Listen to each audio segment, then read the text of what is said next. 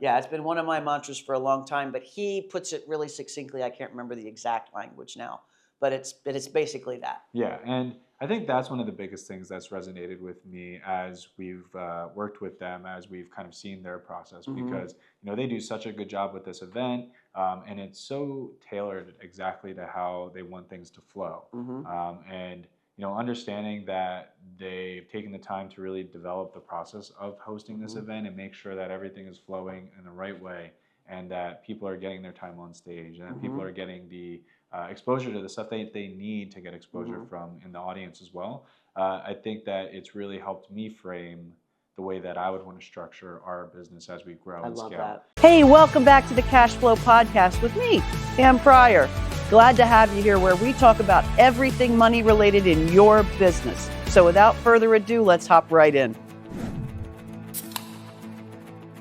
And welcome to a very special episode of Cash Flow Podcast. As you can see, we're not in our normal studio. We're actually in Austin, and we've just finished up a fantastic week at the Scalable event, Scalable Live event. Yeah, Get Scalable Live. It's been a great week out here. Yeah, so this is Richard Linder, Ryan Dice, and Roland Frazier's event for their Scalable process, which is an incredible process that they provide for scaling instead of failing. Yeah. And the tools that are in there are just fantastic. And you might know Ryan from Digital Marketer Days, and I know you got a story about that. Yeah, I mean, when we first started working together, Digital Marketer really built the foundation of all of our marketing practices that we use currently. I dove deep into all their certifications and all their courses and master classes, and that really was my crash course in marketing and everything that we do now. So shout out to Ryan and Roland and Richard for all of the awesome insights that they provide. Yeah, we got a chance to tell Richard how appreciative we were of that particular product, and he made a really interesting point. And this is really true of all courses, I think, because of all the people that take that course, which probably now he was guessing was around 500,000. Yeah. He said really only 2% ever put it all to use. And Francis, blessedly, is one of that 2%. And we got some great feedback from Richard that our social media is pretty darn good. Yeah, it's a good reassurance. But we always want to continue to drive it forward and get better. So we're never that's happy. why we're here too. So Priority sponsored the event, and I spoke at the event, and it was spectacular as usual. But the thing that really kind of hit me the most was just how dedicated all of these folks were at various stages of their businesses to preventing mistakes. Yes. And the cool thing about it is that they know they come here and they're going to learn all the things to prevent because, and this is what I love, all of these guys, and myself included, are very transparent about the stuff we've done wrong. Yeah. And why that has kind of changed how we do some things. And now that's been packaged up by them to help entrepreneurs really scale correctly. Yeah. So just, from somebody who's getting ready to scale our business, what's your biggest takeaway from the stuff you heard in the room? Yeah. I mean, one of my favorite things that Ryan says, I think every time I've seen him speak is, what is it about fixing a process? Do you know the exact quote that he uses? Oh, yeah. You can't.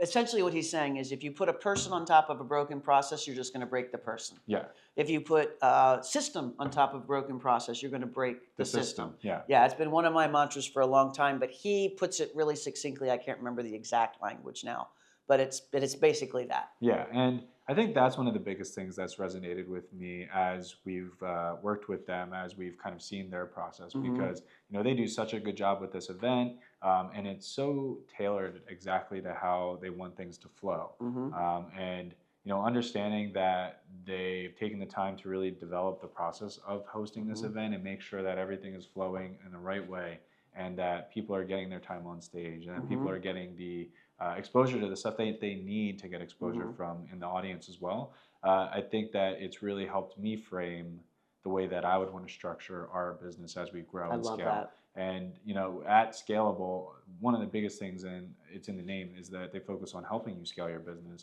So being able to connect with so many entrepreneurs out here that are in that process of scaling their business, being able to meet people that are in these different industries, because there's one of the things that we've run into is there's so many different people out here in so many different industries, but meeting all the different business owners out here has really opened my eyes to like, wow, there's so many people out here doing it and doing it the right way, and doing, you know, exactly the things that they need to make sure that they are fixing the processes, that they are tailoring their business to be set up for success. For success, yeah. And the thing I like about this is that the scalable process is basically moving from an idea through the owner-operator to a CEO to an owner that's a little more passive to somebody who starts to own and buy a lot of businesses. And no matter where you are on that spectrum, there is information that's really valuable to you. And they split it up nicely so that you always know kind of what room to grow in. I think my biggest takeaway from inside the room is something Ryan calls playbooks. And the thing that I think makes a big difference for me is it's not just they're not saying, hey, here's a system, put it in, and we're adding bureaucracy. They use the playbooks, and he talks very honestly about, you know, do this by hand the first time. Draw it on paper, and don't be stupidly obsessed with getting every detail right. Get 80-20.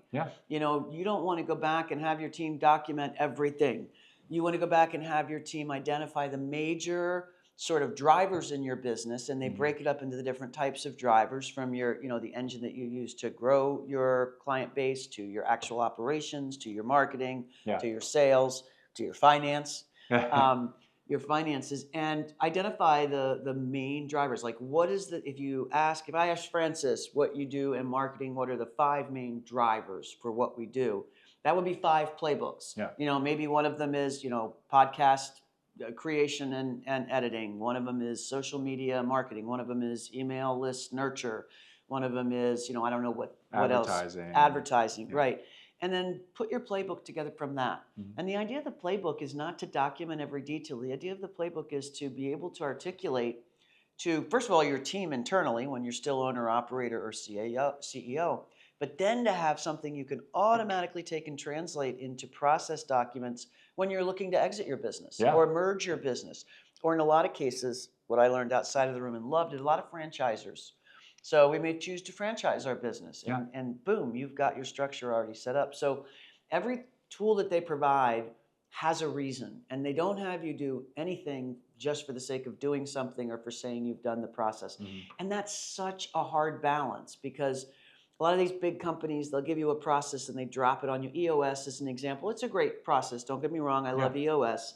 But EOS has a system that you follow from start to finish. And that's what it is. And you follow the details. And a lot of times, quite honestly, and I've seen some EOS implementations done really well, and I've seen some done very poorly, it becomes a checklist.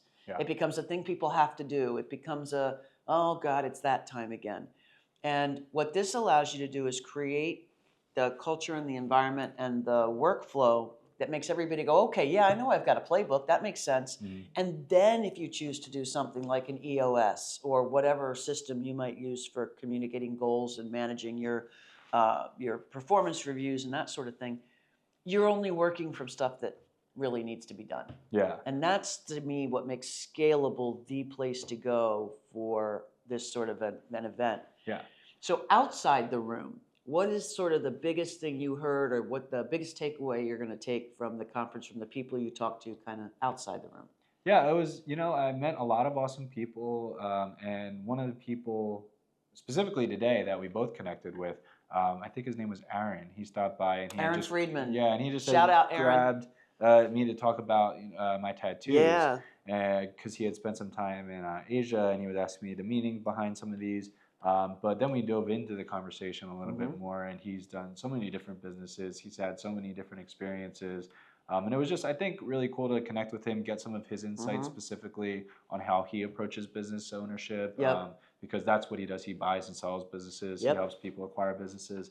And I feel like that has been one of the kind of highlights for me. And then also just connecting with some other videographers out here. And hearing how people are approaching and how they see the industry, you know, progressing throughout the next couple of years as well. Both the actual AV and then the editing and production as well. And then leveraging AI in this type of process as well. There's so many creatives out here, and just being able to connect them and pick their brains on some stuff has really been the standout for me. How about for you? For me, I think not Noah. Aaron was Yeah. a great Noah's meet. great too, though. Yeah, Noah's great too. Aaron was really fascinating to talk to, and that points out to me what was really neat is all the different industries that are here. Yeah. And you mentioned this, but I mean everything from I realized that there's a massively brilliant brokerage business between junkyards and smelting or melting plants. Yeah. And there are actually 3 different people I talked to here who are in that Wow. junk reimagining business. And for me, that's fun because, of course, the minute I hear a business, I'm thinking about the financial model that supports it. And got to talk to a couple of these people. We're going to have follow-up calls with 2 of them because, they're like, oh, wow, we can really start to see some of the profitability by, types of car part that we're changing. And there are 3 or 4 things that come out of that process that I never knew about, which was really interesting. And then I met a couple of bakery owners. I met some guy who's just doing roll-up or just doing company acquisitions. And he's not really focused on any particular industry. I thought that was interesting. A couple of franchisors. Very neat to talk to the franchisors because I think a point when you get to scale and you have a business that can be replicated, that becomes a big question. Yeah. Do I just go open 4 more of these or do I franchise it? And they address all that here really, really well too. So took that away. And then I had a great time on stage talking about kind of the founder to exit book process, which is, you do not want to scale into bankruptcy. Yeah. And here are 5 or 6 things you can take away with you to, go implement tomorrow. If you're not communicating well with your bookkeeper, if you don't know what kind of accountant to get, if you don't have a forecast for cash flow. Yeah. And so we were able to hand them a lot of tools to really execute on that stuff. I think a lot of people got a lot of meaningful insights, from your keynote today. They sure said so. Yesterday. Somebody must have been so paying many them people well. stopped by and just, one of the things that we had talked about yesterday, I think, was what stands out when you feel like you have, when you've had a good keynote on stage. Is people coming back and mentioning things specifically to you. Yeah. And I know when you came off stage, you had mentioned to me, I feel like that was kind of one of the lower energy ones that I've done so far. And I didn't feel that. I felt like you went up there and killed it. But I might be a little bit biased. Well, we can talk imposter syndrome and self-criticism and all that because it is true. You have like what you think is one of your best moments and then you want everything to live up to that. Yeah. And in truth, as it turns out, as I learned from talking to people after, this was exactly the perfect speech for this crowd. So I give myself, now a 9 for identifying what they needed and hitting the nail on the head. What I faulted myself for when I first came off the stage was, wow, I wasn't really interactive. I wasn't as entertaining as I like to normally be. But you were telling me the room was engaged. Yeah. And that's the job. The job is to give them something that they can walk away with and not forget about tomorrow, like literally go do. And when I revisited it for those sort of characteristics, I was pretty happy with it, especially since we got so much feedback on stuff people are going to actually go do and change. And they came to ask more specific questions. And there were so many specifics that people were taking away. And they translated it well. Yeah, so many people came by. I can't even count on my hands how many people stopped by to specifically follow up with key parts of your keynote that you had talked about because it resonated with them so much. That's fun. So we're gonna share parts of that certainly with everybody here. Yeah. We have the keynote. We're gonna be getting the full film of it, and there's some really good pointers in there that are in the book that I articulated a little bit more about and kind of how to translate that into action right away. The biggest thing I think for all of these guys that really resonated with them is we have all these great dreams and we're going to scale and we're going to do this and we're going to get organized and we're going to fix all these things like at the root. But the reality is we're all running 1,000 miles an hour. And while we're building that plane, we're still flying it. Yeah. Right. So we've got to have triage. So what I did was a little segment on, the Band-Aid for cash flow issues is this. While you're building your brilliant strategy, here are the 5 things you can do today to fix that stinking cash problem.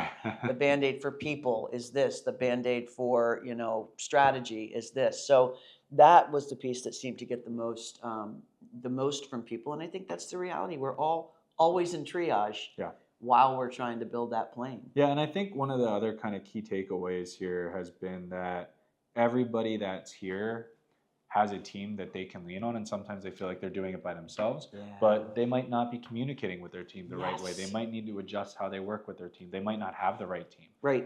But they're never alone, and they don't need to feel alone. Great point. Yeah. You know, that's the sense I got from here. Is everybody wanted to stay in the room. Mhm. So this conference, very cool. Like the room was still full Yeah, at last day. 4:45 on the last day for the last speaker. Yeah. The room was full for 2 finance talks back to back between them and the bar last night. And the second one was taxes And the too. second one was taxes, and they stayed in that room. And that's a group of people that are like, oh, I found my people. Yeah. And that's, I think, what's really special about this event. So that was a lot of fun. So yeah, we're having a great time out here. What Yeah. I guess to kind of close out this mini episode, Mhm. what would you say the biggest goal for ROAS is? Would it be connecting Yeah. with people, or would it be closing clients, or would it just be kind of experiencing this type of energy in this way? Yes, yes, and yes. So what I say, and I think I really want everybody to know this, is whenever you attend an event, whether you're attending as an attendee or a sponsor or a VIP or whatever you're doing, know going in, hey, this is what it's going to cost me to do this. Yeah. And therefore, while I'm there, I need to I'm going to expect the return to be this, this, this, and this. It doesn't always mean money, right? It doesn't always mean I'm going to spend $1,000 and I need to make $3,000 by, March. Yeah. But you hit the nail on the head. Certainly from a relationship, but first building existing relationships, because a lot of people come back who've been here for the few years we've been with them. So many repeats. Yeah, so a lot of repeats because it's that good of a conference and it's not repetitive. Yeah. Like they don't come back this year and go, oh, it's the same stuff I heard last year. Yeah. It's always new, it's always fresh, it's always incorporating the most recent stuff. The second is new relationships. And, as we've talked a lot, the biggest thing in the business to me is relationships. Everything else falls from that. So will there be from sales? Yes. Do I have some math about what I expect that to be because I did the sponsorship, which is a little different than attending? Yeah. Yes, I do. And I know that'll happen. And that's why when you go to events for marketing and stuff like that with Forward Press Media, you want to make sure there's some ROAS, and it might not always be financial. Yeah. But know what you expect to get out of it because it makes you show up. So in the beginning when I was an entrepreneur, I would go to an event and then it'd be in the afternoon, I'd be like, I'm just going to go back to my room or whatever, because I didn't say, I want to meet 5 new people and develop really cool relationships. Or I want to at least meet 5 new people, and of those 5 new people, know I've made 2 new friends. Yeah. And now I go into these events with that mindset, and it changes how I attend.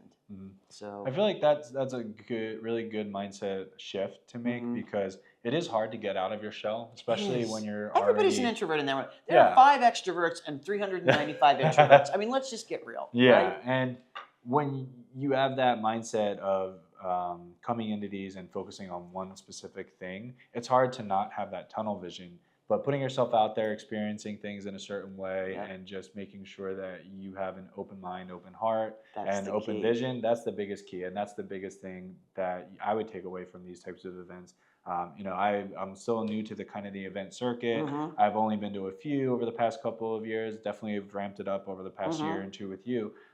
But as I've come to these, I've really learned that the biggest ROAS that you can take away, yes, you quantify clients and closing and financial returns and stuff like that, but the connections are the biggest part. It's not transactional. Yeah, 100%. It's not transactional. You walk away from these and you get people in your inbox, hey, it was awesome meeting you, and people genuinely want to follow up and stay connected and stay in your circle. And it's important to continue to drive those relationships. It's important for me, I think, especially learning from you, to make sure that you have your map set. Yeah. And building out that map from the get-go when you're starting is so important, because that map of relationships. Yeah, that map of relationships. Yeah, because as you grow your business, as you scale your business, leaning on the relationships is really important. Even the big guys that are here, Ryan, Roland, Richard, leaning they lean on relationships as well to continue to drive their success. So making sure that you don't forget that tithing relationships and continuing to build relationships is one of the key drivers to success, aside from the financial side of things.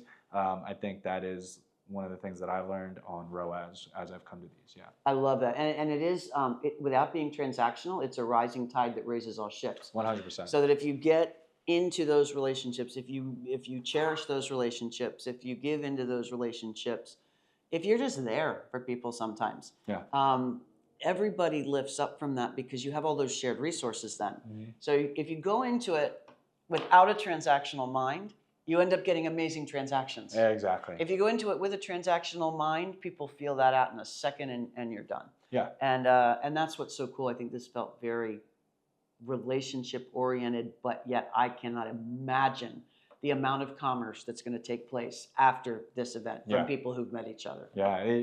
I wish there was a way to categorize it or capture it, because wow.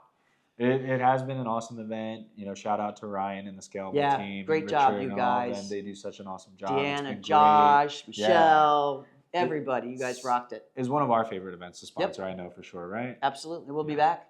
We'll be back next year, the year after that. Maybe in this same apartment. Maybe. I don't know. Maybe. We'll see. That's right. You had the weight room next door. I know. So I've been waking up at like 4 a.m. a.m. with people just dropping stuff. And that night, people are dropping stuff. Hey, one. I respect the grind. There you go. Perfect. But awesome. All right. You guys have a great week. We'll see you on our next regularly scheduled Cash Flow podcast. Be sure to like, comment, subscribe, do all the things. We'd love to hear from you. Awesome. See you guys. Thanks so much for watching the Cash Flow podcast with us. We want to bring more and more of this to you, so please like, share, subscribe, comment, so that we can keep bringing more of this content to you.